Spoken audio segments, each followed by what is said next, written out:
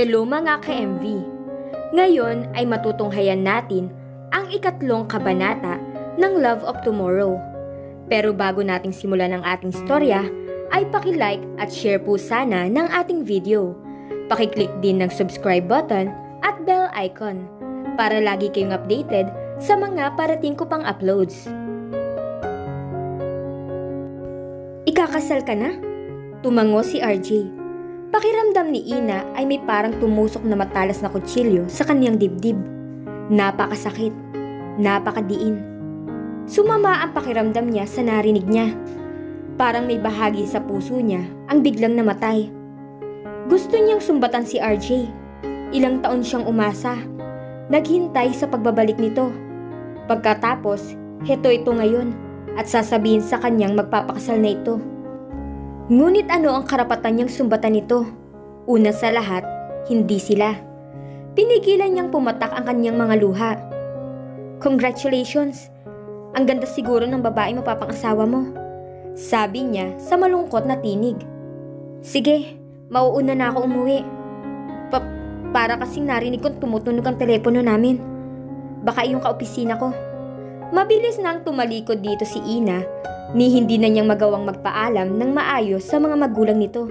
Hindi niya gustong makita ng binata ang pagpatak ng kanyang mga luha. Ina, napatigil siya, ngunit hindi siya lumingon. May mga pasalubong nga pala ako para sa'yo. May pait na ngiting sumilay sa mga labi niya. Salamat, babalikan ko na lang, I have to go. Samot-saring mga damit, pabango, at iba't ibang uri ng tsokolate ang pasalubong ni RJ kay Ina. Mayroon pang ang isang klase ng tsokolate na nasa isang heart-shape na lalagyan. Kung hindi pa niya alam na malapit na itong ikasal, iisipin niyang iyon ay simbolo ng muli nitong panliligaw sa kanya. Hindi na magkakatotoo ang pangarap niya. Hindi na niya kaya ibalik ang nakaraan. Hindi na niya paniniwalaan ang kanyang panaginip. Hindi na matutupad ang pinakaaasam niya. Baliwala ang lahat ng 7 taon niyang paghihintay sa kanyang kababata. Ikakasal na si RJ sa ibang babae. Katatapos lamang maligo ni Ina nang marinig niya ang tinig ni RJ mula sa ibaba. Sumilip siya sa kanyang bintana at doon nakita si RJ na nilalaro ang isang aso. Bahagya siyang napangiti.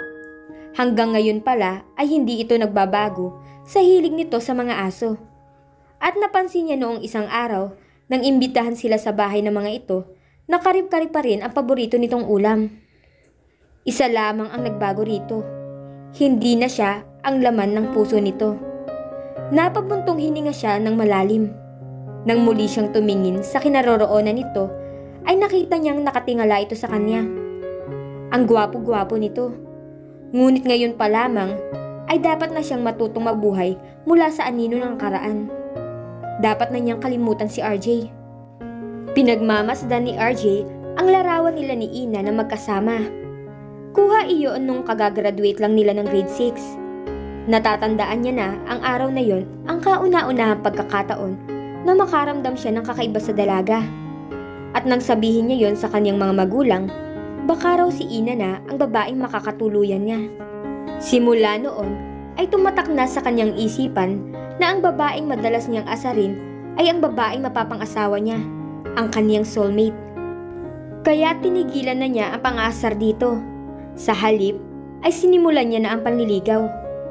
Tinitigan niyang mabuti ang larawan nito saka bumuntong hininga ng malalim. Ano bang meron sa'yo na hindi ko matagpuan sa ibang babae? Nang magtungo siya sa US ay isinumpa niya sa kanyang sarili na kalilimutan niya si Ina. Sapat na ang lahat ng sakit na ibinigay nito sa kanya. Tama nga ba itong ginagawa ko ngayon? Mahinang usal niya. Magpapakasal na siya hindi dahil mahal niya ito, kundi dahil sa pakiusap ng magulang nito. At papaano ba niya pagdadamutan ng pagmamahal ang isang babaeng malapit ng mamatay? Kaklase niya ang babae sa US. Sa simula pa lamang ay ang dalaga na ang nagpapakita ng motibo sa kanya. Ngunit dahil hindi naman niya ito gusto, ay hindi niya ito niligawan. Hanggang sa kausapin siya ng mga magulang nito at hilingin na pakasalan niya ang anak ng mga ito upang mapaligaya man lamang ang babae kahit nasa mga huling sandali ng buhay nito. Wala na siyang nagawa pa. Naging napakabait ni Dina sa kanya. At kahit paano, ay natutuhan na rin niya itong mahalin. Ito ang nagsilbing gabay niya noong mga panahong nangangapa siya sa banyagang lupain. Sa lahat ng bagay ay naroon ito upang damayan siya. Ngunit ngayong nakita niya na muli si Ina, ay parang gusto na niyang umatras sa pangako niya kay Dina. Ilang taon na ang nagdaan, ngunit hanggang ngayon ay ang kababata pa rin niya ang laman ng puso niya. Hindi gaanong nakatulog ng nagdaang gabi si Ina, kung kaya maaga na lamang siyang bumangon. Matapos maghanda ng breakfast ay naligo na siya ng bihis. At least ay hindi siya nakikipag-agawan sa sasakyan ngayon dahil maaga siyang makakapasok. Nang buksan niya ang gate ay nakita niyang papasok naman ng bahay nito si RJ. Halatang kagagaling lamang nito sa pag-jogging. "Hay, maaga ka ah. Mahirap kasi kumuha ng sasakyan kapag tanghali na. Bihira may dumaan. Tara, hatid na kita." "Salamat na lang, pero maaga pa naman. Besides, sanay ako na mag-commute." Maagap niyang sagot. "Sige ha." Mabilis na siyang lumakad papalayo. Ramdam niya ang mga mata nitong nakasunod ng tingin sa kanya. Gustuhin man niyang tanggapin ang offer nito na ihatid siya sa opisina, ay alam niyang wala ring patutunguhan niyon. Ikakasal pa rin ito sa ibang babae. Ayaw niyang paasahin ang sarili sa wala. Mainam nang ilayo na lamang niya ang kanyang damdamin dito upang hindi siya ganong nasasaktan. "Ang aga mo yata ngayon." Nakangiting bati sa kanya na katrabaho niya. "Oo nga eh, aayusin ko kasing mabuti ang proposals ko para sa meeting mamaya." Nakangiti ring sabi ni Ina. "Balita ko ikaw napipisil ni Sir na ipalit sa posisyon niya kapag nagretiro na siya," sabi ng dalaga. "Sana nga'y magdilang anghel ka. At sana kapag na-promote ka ay bumili ka na ng bagong kotse para kapag nakisakay akong muli, hindi na ako magtutulak ng sasakyan mo." Napatawa siya. Nasa talyer nga ngayon. Tinalikuran na niya ang kaopisina para harapin ang mga trabahong naghihintay sa kanya. Puspusan ang ginagawa niyang pagtatrabaho. Alam niya, siya ang napipisil ng Board of Directors para sa posisyong babakantihin ng isang bisor na nalalapit nitong pagreretiro, kaya mas lalo siyang nagsisipag sa pagtatrabaho ngayon. Alam niyang deserving siya sa posisyong iyon. Kung mayroong mang bahagi ng buhay niya na nakabawi sa kanya sa kawalan ng love life, iyon ay ang unti-unting pagtatagumpay niya sa kanyang karir. Inabutan ni Ina si RJ sa tapat ng gate nila nang dumating siya galing opisina. "Hi, anong ginagawa mo rito? Hinihintay ka," sabi nito. Nang salubungin siya ng tingin ng mga mata nito, tila nataranta siya. Halika doon sa loob. Dito na lang. Tutal, noon naman ay dito tayo madalas magkwentuhan." Anitong may pakla sa mga labing ngumiti. Tinitigan niya ito. Napalunok siya nang hawakan nito ang mukha niya at ilapit sa mukha nito. Tila nanginig ang kanyang mga tuhod, lalo na nang lapatan nito ng halik ang mga labi niya. Napapikit siya kasabay ang mahinang pag-ungol. Ngayon lamang siya hinalikan ni RJ at aaminin niyang nagustuhan niya ang halik nito. Ilang saglit na tila walang katapusang kaligayahan ang kanyang nararamdaman. Maya-maya ay naghiwalay na ang kanilang mga labi. Nagtatanong na napatitig siya sa lalaki. "Bakit mo ako hinalikan?" Mahinang tanong niya nang makabawi sa pagkalito. Sa halip na sagutin siya, isang malalim na hininga ang pinakawalan nito. Bakas ang kalungkutan sa mga mata nito. "Matulog ka na," sabi nito maya-maya sa basag na boses. Naguguluhang tinitigan niya ito. Bigla ang pagpasok ng isang hinala sa kanyang isipan. Hindi siya mahal ni RJ. Walang kahulugan para rito ang ginawa nitong paghalik sa kanya. Marahil ay natangay lamang ito ng malamig na simoy ng hangin. O marahil ay napatindig siya ng tuwid nang biglang may pumasok sa kanyang isipan. Gusto siyang paglaruan ni RJ dahil nahahalata nito ang tinatago niyang damdamin para rito. At ngayon ang tamang pagkakataon para magantihan siya sa mga pagsusungit niya noon dito. Sasaktan siya nito tulad ng ginawa niyang pananakit sa damdamin niya noon. "Good night, matulog ka na," mahinang sabi nito, saka mabilis na siyang tinalikuran. Naiiyak na naiwan siyang mag-isa. Linggo.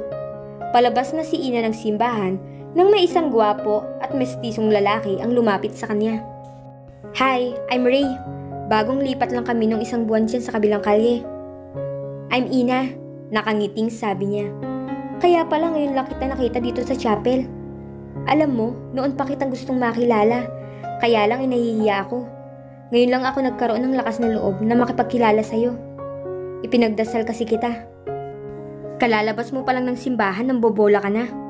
Natatawang saad niya. Hindi kita binobola. May magneto talaga ang ganda mo. Saka mas maganda ka pala sa malapitan. May kabang nararamdaman si Ina sa mga titig niyon ni Ray. Ngunit hindi kasing grabe ng kabang nararamdaman niya sa tuwing tinititigan siya ni RJ. Bakit ba kailangan i-compare niya ang bawat lalaking nakikilala niya kay RJ? Kung palagi siyang ganito, malamang ay tumandang dalaga na lamang siya sa paghihintay ng lalaking pares ng kanyang kababata. Ray, nice meeting you, pero mauuna na ako. Pinigilan siya ng lalaki sa braso. Wait, ihahatid na kita. Maang na napatingin siya rito. I'm sorry, sabi niya na mabilis na binitawan ang braso niya. Masyado yata ako naging aggressive. Gusto lang naman kasing kitang ihatid, pwede ba? Nagkibit siya ng balikat. Sige na nga, total sa dulo lang ng kalyang ito ang bahay namin. Nangislap ang mga mata nito. Hindi niya maintindihan ang kanyang sarili. Si Ray na ba ang sagot ng Diyos sa kanya upang makalimutan na niya si RJ? Ngunit bakit parang hindi siya nasisiyahan? Bakit parang ayaw niyang palitan si RJ sa puso niya? Huwag ka sanang magagalit, pero kaninang nasa simbahan ay inoobserbahan kita at parang may mabigat kang problema. Sabi ni Ray habang naglalakad sila patungo sa bahay niya. Kunot noo siyang napatingin rito. Huwag mong isiping sismoso ko, naisip ko lang. Kung may problema ka, baka sakaling may maitulong ako. It's too personal at sarili ko lamang makakatulong sa problema ko. Well, kung yan ang kaso, wala siguro akong magagawa kundi ang pag-aanin kahit na papaano ang dinadala mo. Malay mo, ako ang makakapagpasaya sa'yo. Pwede ba kitang maimbitahang mag-dinner tonight? Bahagya siyang napangiti, saka napailing. Bakit? Ang tanda ko sinabi mo kanina na mahiyain ka, pero hindi yun ang palagay ko sa'yo. Tumawa ito. Sinasamantala ko lang kasi ang nahugot kong lakas ng loob ko ngayon. Napangiti siya. Nagtawanan sila nang matanaw niya si RJ. Bagong paligo ito at nakabihis. Hindi nakaligtas sa kanya ang pagdidilim ng anyo nito at ang pagtagis ng mga bagang habang nakatingin sa kanila. Don't give me that look na para bang nagsiselos ka, RJ. Alam ko kung anong tinatakbo ng isipan mo. Bumalik si RJ sa loob ng bahay. Boyfriend mo ba ang lalaking yun? Sino? Yung masama akong makatingin? Si RJ? Kapitbahay ko lang siya. At dito na po nagtatapos ang ikatlong kabanata ng Love of Tomorrow. Abangan niyo po ang susunod na mangyayari.